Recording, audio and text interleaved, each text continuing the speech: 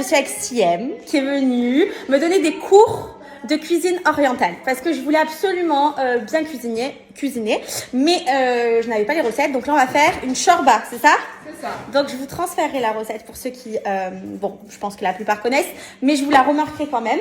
Du coup, là, on est en train de tout couper, regardez. Gros travail aujourd'hui. Et on va faire des briques aussi. Enfin bref, on va vous faire une recette de fou, un repas de fou. C'est parti, suivez-nous! On coupe les petits légumes. Regardez, la viande est posée ici. Il y a plein d'épices, il y a plein de bonnes choses. On va faire des bonnes petites pâtes d'oiseau.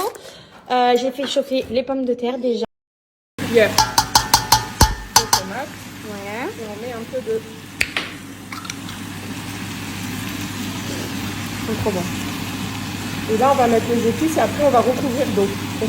Du ras el hanout, du curcuma, du cumin, du poivre rouge, du gingembre, du safran. Et ça, c'est une épice tunisienne qu'on m'a donnée, qui est très bonne pour les plats. Ça s'appelle tabtoukanoua. Ok. Donc, tu vas mettre juste un peu à chaque fois. Une demi-cuillère parce que c'est fort. Allez les filles, je vous montre tout. Hein. Et moi, j'apprends.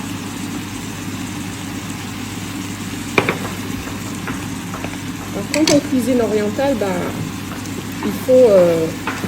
Pourquoi? Il faut utiliser ses yeux.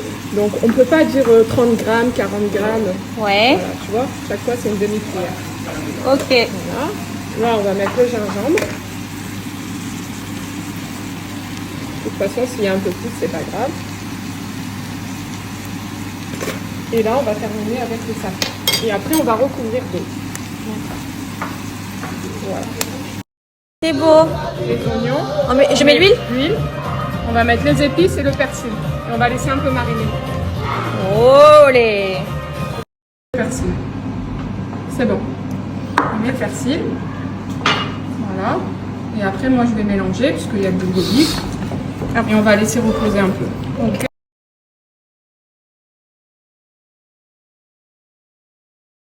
Attaquer les briques. Donc, du coup, on va garnir, assaisonner la viande. Donc, du persil. Donc, persil. L'oignon qui est là-bas. Il va falloir ajouter les épices à l'intérieur. Un peu de poivre rouge.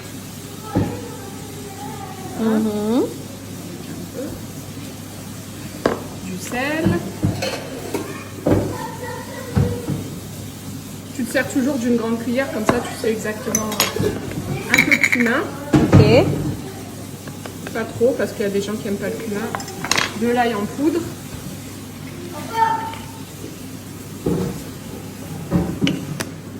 Du poivre. Et on va mettre un œuf. Ok. Voilà. Et maintenant on va malaxer et on va tout mélanger. J'explique. On va faire les briques. Donc, moi, ce que je fais, en fait, on a tous plusieurs techniques pour faire tout simplement les trucs. Le gruyère, tu l'as mis à l'intérieur? Ah oui. Oui. Donc, vous pliez un petit peu votre brique. Enfin, en tout cas, moi, c'est comme ça que je l'ai fait. Vous mettez du coup la farce à l'intérieur. Hop.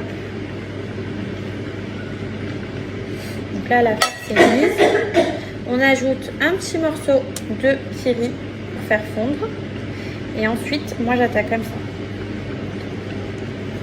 Hop. Hop. Hop. Est-ce que c'est bon? Parfait. Allez, tu n'as plus qu'à en faire 40. 40 comme ça. Mais regardez, j'ai très bien réussi quand même. Hein. Allez!